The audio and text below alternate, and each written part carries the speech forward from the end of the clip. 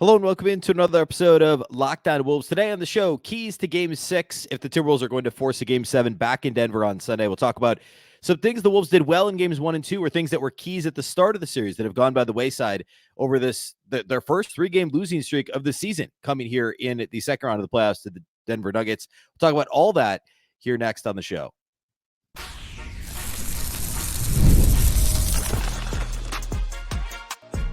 You are Locked On Timberwolves, your daily Minnesota Timberwolves podcast. Part of the Locked On Podcast Network, your team every day. Hello and welcome to the Locked On Wolves podcast, part of the Locked On Podcast Network, your team every day. My name is Ben Beecken. I'm the host of Locked On Wolves. Happy Thursday, everybody. Happy game day.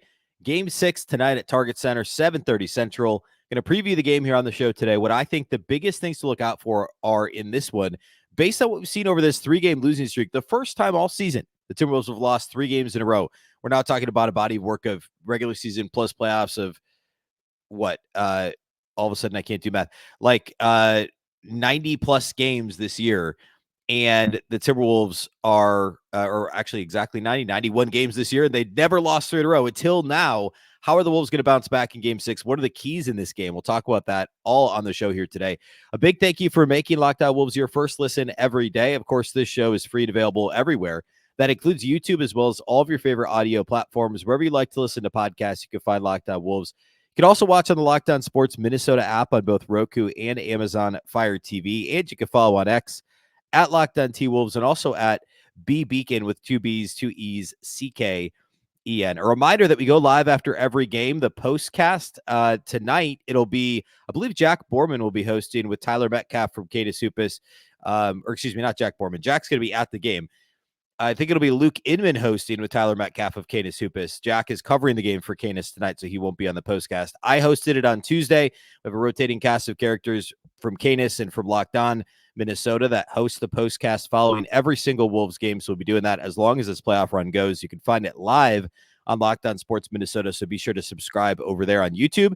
You can find the audio right here on this audio feed. Wherever you're listening to Locked On Wolves, the audio version, you can find the postcast tonight following Wolves Nuggets. And a reminder, if you can't watch the game live, you can always listen on SiriusXM on the SXM app. You can get the hometown call with Alan Horton. Just search Minnesota Timberwolves on the SXM app. All right, so as mentioned, the Timberwolves have only lost 3 in a row one time this season, and it is right now.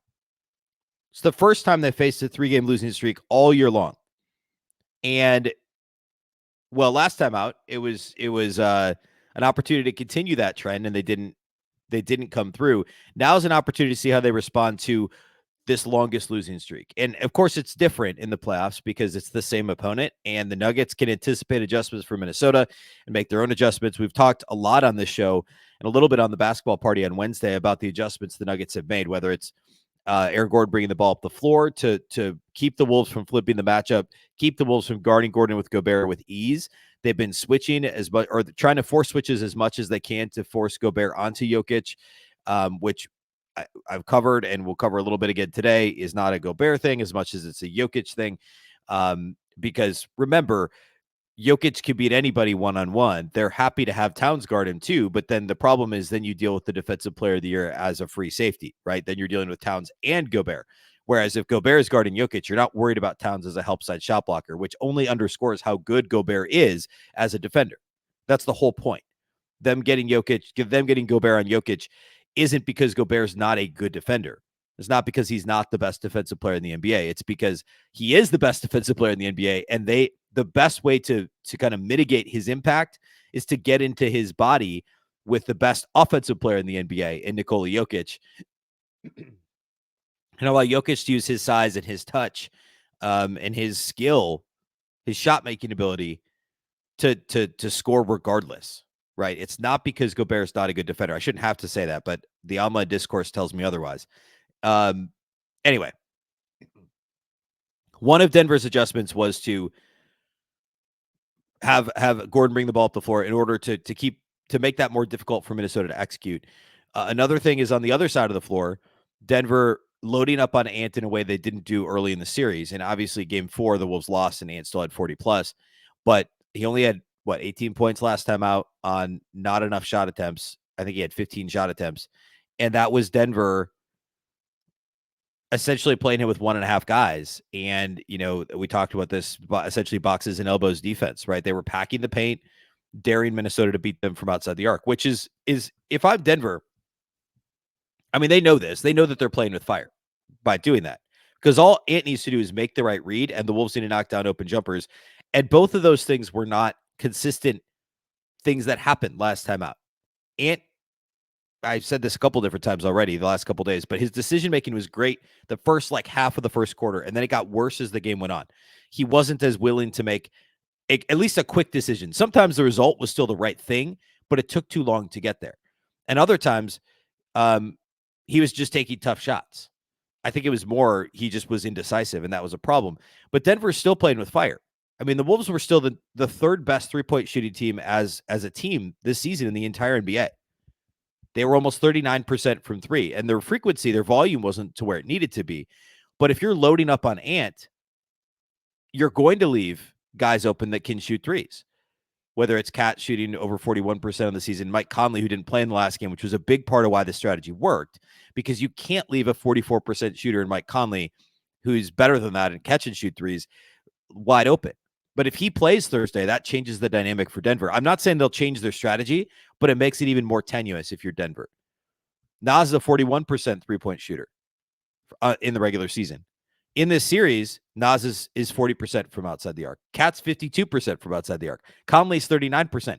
So it's not like the Wolves as a team, those individual players are not far off what they did in the regular season. Now, the other guys are.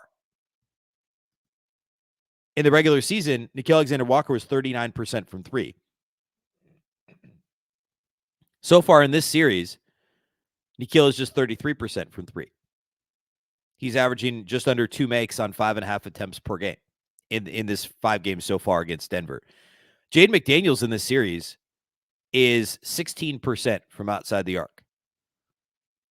And overall for the playoffs, Jaden is 21% from outside the arc. Now, we know his regular season wasn't as good as last year, but he was still a shade under 34%.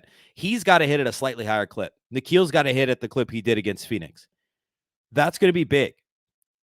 And seriously, I know that sounds like I'm oversimplifying it, but if Denver's going to commit 2 to the ball every time Ant catches it, and they're going to play boxes and elbows, and they're going to pack the paint and say, hey, Ant's going to either have to beat us with a contested jump over multiple defenders or by plowing his way to the lane against multiple defenders, then they need Mike Conley on the floor, and they need Jaden McDaniels, Nickeil Alexander-Walker, Nas, Reid to hit their open three-point attempts. Now, again, for the series, Cat, Nas, Conley, when he's on the floor, have done that. And for the playoffs, they've done it.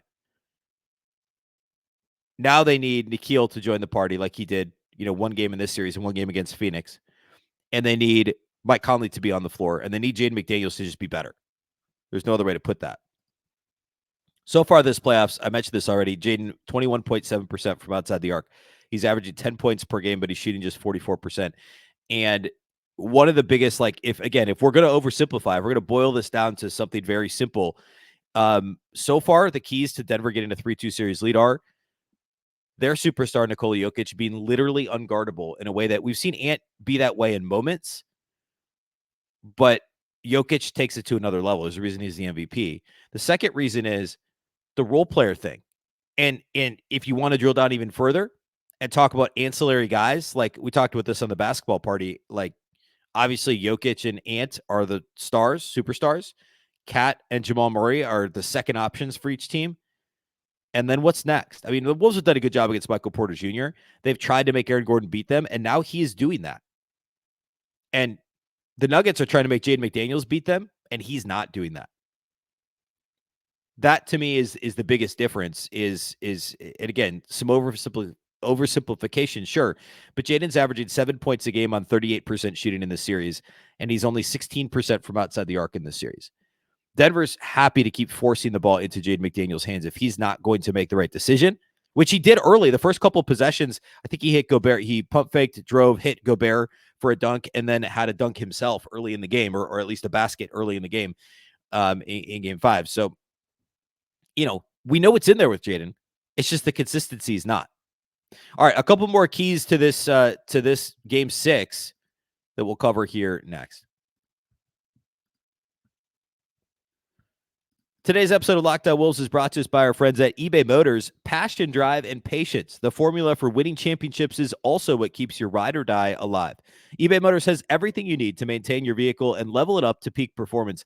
Superchargers, roof racks, exhaust kits, LED headlights, and more. Whether you're into speed, power, or style, eBay Motors has you covered. With over 122 million parts for your number one ride or die, you'll always find exactly what you're looking for. And with eBay Guaranteed Fit, your part is guaranteed to fit your ride every time or your money back. Because with eBay Motors, you're burning rubber, not cash. With all the parts you need at the prices you want, it's easy to make your car the MVP and bring home huge wins. Keep your ride or die alive at ebaymotors.com.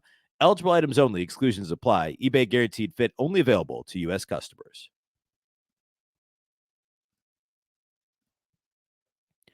Do you watch Fox Sports or ESPN on your TV all day?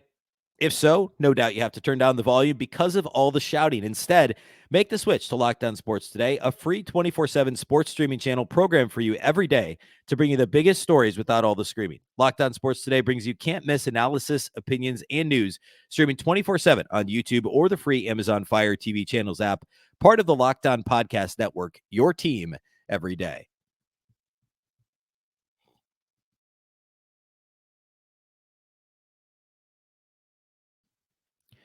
All right, so additional keys to this game beyond the handling the Denver adjustments that we already mentioned. So one thing that was a major issue in game 5 specifically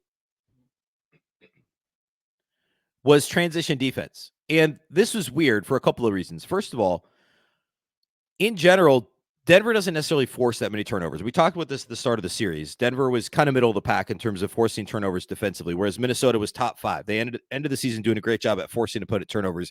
And of course, they did that early in this series as well, games 1 and games 2.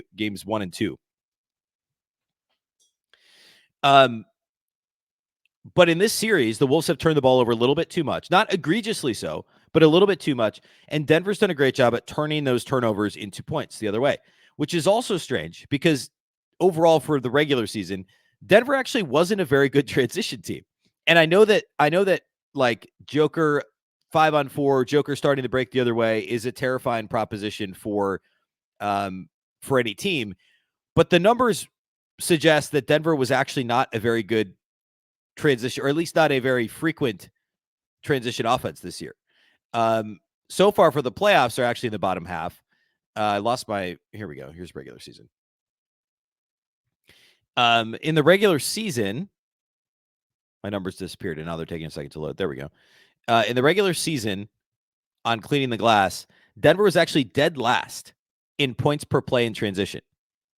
Frequency, they were middle of the pack overall, and it was mostly running off rebounds. They were actually bottom 5 and running off of steals, but they were dead last in points per play in transition in the regular season. And that surprised me a little. I knew that they wanted to play at a slower pace. And part of that's because that's where Joker gets a lot of his turnovers, right? Because he's trying the home run pass. And because they're good enough defensively and he's a good enough passer and they can avoid it, turning it over, they recover well defensively, they get away with it. But that's one of their weaknesses. They run less, or they're the least successful team in the entire league in scoring in transition. But that was a problem in game 5. Denver outscored the Wolves, I think it was 14-2 in fast break points in this game. 16-4. They outscored Minnesota 16-4 in fast break points in game 5. And again, I'll reiterate this. Generally speaking, Denver doesn't force that many turnovers, and the Wolves don't allow, and Denver doesn't overall have that much success over the course of the regular season running in transition. But they have so far in this series. And the Wolves also, by the way, were a good transition defensive team in the regular season and in the playoffs to this point. Like, if you look at the body work in the playoffs, the Wolves are basically top 5 in the playoffs in transition defense. They were top 10 in the regular season in transition defense. And actually, I think they were top 5 in most categories related to transition defense. Obviously, that's completely flipping the script from last season, the 22-23 season. They were miserable in defense in transition defense. But this year, they were really good. Game 5, they were not. So I think that was a little bit more of an outlier than anything else. Maybe it was only one night rest, 1 day rest in between and going back to altitude. That may have had something to do with it. Mike Conley hurts. There's a variety of factors. But no matter what the case is, they were terrible with transition defense in this game. Nuggets took advantage, had a bunch of dunks in the open floor. That can't happen in game 6. I don't think it will either because, again, I think game 5 was an outlier. If Mike Conley can play, the Wolves are back at Target Center. I think they get back in transition and they're much more competitive there. And now, literally, their backs are against the wall. It's not just like, oh, this is a must-win game 5. This is a literal must-win game 6 because if they don't win, the season's over. I think that transition defense will improve in this game, and it absolutely has to. Another thing that I talked about in the wake of last game was three-point volume.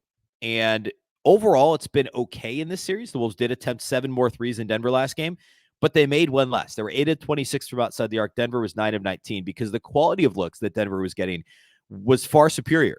And Denver only shooting 19 threes is kind of crazy, but the Wolves were 31% from outside the arc. They have to shoot threes. They have to shoot more threes, and they have to make the open ones that they get. I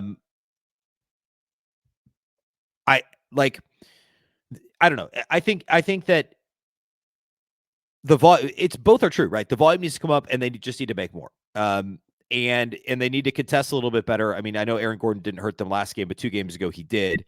So the 3-point battle, Minnesota's just got to be more competitive there. And I guess that goes back to offensive flow, which I alluded to a little bit already, but we might as well spend a little bit more time on. This is the Ant decision-making piece. It's Mike Conley being on the floor.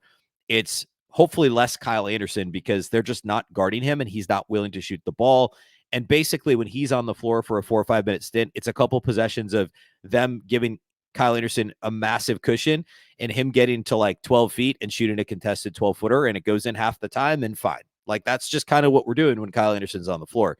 This matchup is not great for him. I know that there's like I don't know, like they're not going to throw anybody on the floor that hasn't been in the rotation. They're just not going to. There's some sort of a pride thing and I don't know. They're not going to like put Luka Garza out there. I mean, TJ Warren, and I said this the other day on the show, TJ Warren isn't necessarily any better. He's not better than Kyle Anderson defensively. He, in theory, gives you a little bit more floor spacing, but they're still not going to guard him. And the whole problem with the Kyle Anderson role right now is that there's no gravity there. It allows you to play 5-on-4 with the rest of the floor, even if he provides you something defensively. TJ Warren isn't going to give you, well, again, if there's an open 3-point attempt generated by that role, TJ Warren's got a much better shot at making it than Kyle Anderson.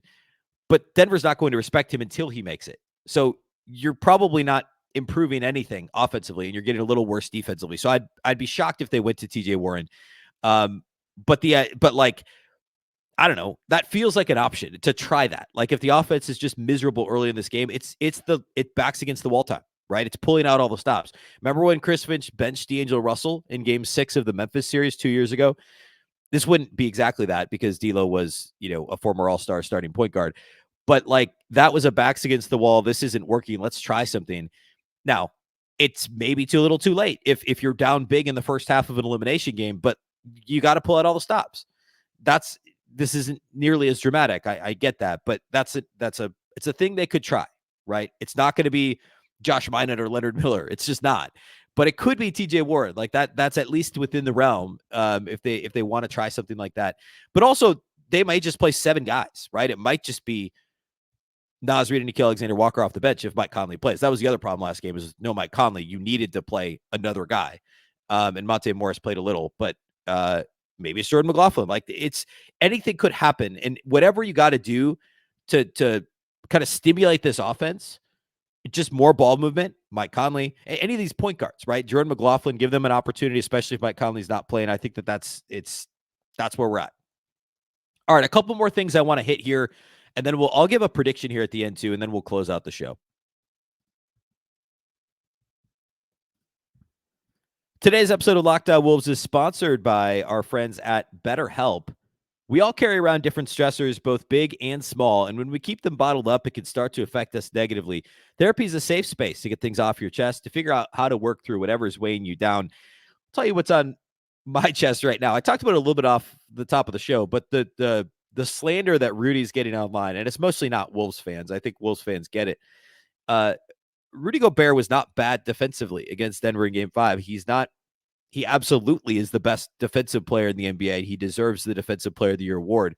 Nikola Jokic is a multiple-time MVP. He's one of, 6 guys in NBA history to win multiple MVPs, and he's at the peak of his powers, and he's on a heater. Like, you can't stop Nikola Jokic. We'll talk here in a minute about how I think the Wolves may adjust defensively, but this was 0 parts about Rudy Gobert, other than maybe the extra motivation that it might have given Jokic to go at him one-on-one to try and beat the Defensive Player of the Year, even though it seems like that's the sort of thing Jokic wouldn't care about.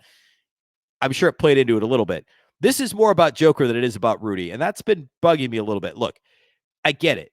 A lot of us have bigger problems than worrying about the perception of a player on our favorite basketball team. But regardless, whatever gets you down, it's important to think about starting therapy to help out with that. If you're thinking of starting therapy, give BetterHelp a try. It's entirely online, designed to be convenient, flexible, and suited to your schedule. Just fill out a brief questionnaire to get matched with a licensed therapist and switch therapists at any time for no additional charge. Get it off your chest with BetterHelp. Visit BetterHelp.com/LockedOnNBA today to get 10% off your first month. That's BetterHelp, HELP.com/LockedOnNBA.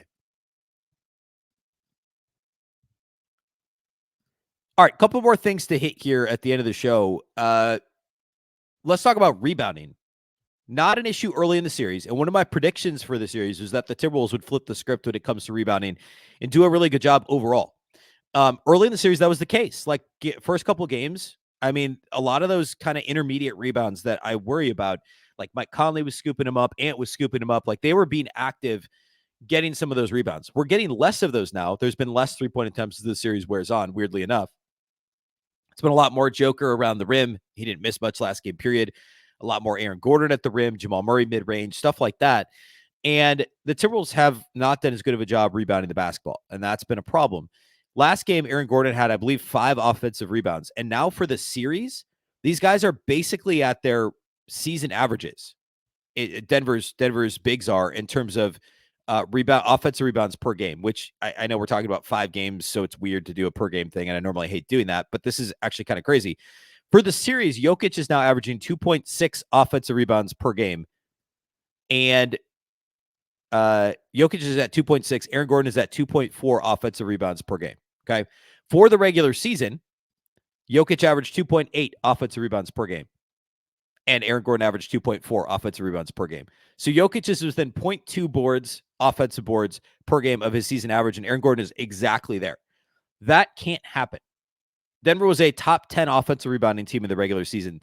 And one of the, I know they lost by multiple possessions the last couple of games, and they weren't necessarily close, quote unquote, close games, but they built a lead somehow. And those offensive rebounds contributed to them expanding their lead and ultimately winning relatively easily going away toward the end, especially a couple games ago, but even last game. The Wolves have to do a better job on the offensive glass. I was worried about it against Phoenix. They did a great job. Jaden McDaniels in his corner crashes and keeping Jusuf Nurkic, making him a non-factor in that series. They're not I've said this before. The Nuggets are not the Suns.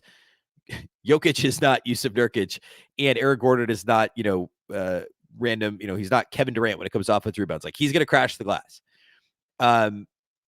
The Wolves have to do a better job on them. They just have to put bodies. There were a couple last game, and you could get away with a couple of these a game, but there were multiple of there was one where the Wolves got a great stop, and there were 3 guys around the rim, and nobody put a body on Aaron Gordon, and he stuck in and got the tip slam. Those things cannot happen, especially in an elimination game like this. They have to be better on the defensive glass. The last thing is the Timberwolves need to adjust how they're guarding Nikola Jokic. And I know that this is kind of the whole thing with the series.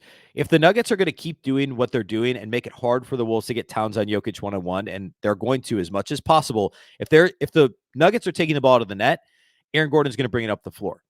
And that means Gobert can't guard Aaron Gordon. That means he's likely guarding Nikola Jokic, and the Wolves are going to have a tough time flipping that back. Now, in the open floor off of a miss, a live rebound, it may be easier to match up the way you want. It should be easier to match up the way you want. The Nuggets are still going to try and flip it to try and force Gobert onto Jokic so he can't play free safety. Fine. But the Wolves can at least manipulate that a little bit more. All that to say, if Jokic ends up with Gobert on him, I'm fine bringing a double. I don't know if it's a it's going to unbalance the floor, and Jokic is going to make a pass. But then at least at this point, you're making somebody else make a shot. Can Christian Brown make a jumper consistently? Jamal Murray likely will. Will Aaron Gordon, just keep him from freely cutting to the basket for a lob, but can he hit an open three-pointer? He did a couple games ago. He was 0 of 1 last game outside the arc. At this point, that's the pick your poison that they need to go with. They tried making Jokic score. He's hot now. He's going to score. Can you make the other guys make three-pointers and at least contest them as much as possible? And then on the flip side, the Nuggets are now doing that with Ant. And Jokic, we know, can handle a double team. And he struggled with it early in the series. But we know he can do it. Now can Ant make the right read when the Nuggets bring a double team, when the Nuggets put 2 on the ball, when they double on the catch on the perimeter? Will Ant consistently make the right read? Can he go back to Phoenix Ant or game 1 Ant in this series and make the right read consistently down the floor? And then the next piece of that is, can Nickeil Alexander-Walker and Jaden McDaniels and Karl-Anthony Towns and Naz Reid, can they hit the open three-point attempts that they generate out of Ant being double-teamed? Of course, the first step in all of that is Ant making the right read. And then if he has a sliver of space, can he knife his way into the paint and hit a tough layup, finish through contact, get to the line, etc.? Those are huge pieces of Game 6. My prediction for this, and I said this on the basketball party Wednesday, I think it's going to be a close game. And weirdly enough, through 5 games, we don't have any real close games. Games 1 and games 5 were both close-ish, but there were still multiple possession finals. Games 2, 3, 4 were pretty much blowouts. Denver winning 1, the Wolves losing the next 2. Or excuse me, Minnesota winning game 2, Denver winning 3 and 4. I think this is a legit close game. I think it comes down to the final couple of possessions. It really is a coin flip, I think, no matter how you look at it. At the moment, FanDuel still has the Wolves as 2.5-point favorites. I think the Wolves lose tonight. I do. I think it'll be close. I think it'll be a 1-ish possession game. Maybe there's a free throw game down at the end. Maybe it doesn't come down to the buzzer and it's a 2-possession game. But I think there's true clutch time of a game within 4 in the final 2 minutes, or however you actually want to define it. I think we get that in Game 6. I hope the Wolves come out on the right side. I just think Denver's got too much right now. They're just ready to move on. They're ready to put this thing away. Hopefully Ant and Cat can will the Timberwolves to a win and push it to a Game 7 in Denver, because as they always say, anything can happen in one game. And the Wolves have obviously already won in Denver. So we'll see. But I think it'll be a really good, close game here tonight. Of course, we'll have the live postcast on Locked On Sports Minnesota with Sam Ekstrom and Tyler Metcalf of K2Supis. That's on Locked On Sports Minnesota on YouTube live after the game tonight. Find the audio here on Locked On Wolves overnight into the early morning hours of Friday. I'll have the post-game pod on Friday as well here at Locked On Wolves. So we'll cover everything on Friday's show. And hopefully we'll get you ready for a Game 7 here on Sunday in Denver. All right, that's all we have for you today here on the show. A big thank you for making Locked On Wolves your first listen every day. Of course, this show is free and available everywhere. That includes YouTube as well as all of your favorite audio platforms. You can also watch on the Locked On Sports Minnesota app on both Roku and Amazon at Fire TV. And you can follow on X at Locked On T-Wolves. And also at Beecken with 2 B's, 2 E's, CKEN. A reminder, the last episode in your audio feed right now is the Locked On Minnesota basketball party that I hosted on Wednesday with Ron Johnson, the Ron Johnson Show, Reggie Wilson of Care 11, and Jack Borman of K2Supis. We did that Wednesday morning. We do it every Wednesday morning. You can find it, the episode before this one, on Locked On Wolves, and the YouTube version over on Locked On Sports Minnesota on YouTube. A big thank you once again for making the show your first listen. A reminder that Locked On Wolves is part of the Locked On Podcast Network, and the Locked On Network is your local experts on all the biggest stories. Once again, I'm Ben Beecken. This is the Locked On Wolves podcast, and we'll catch you next time.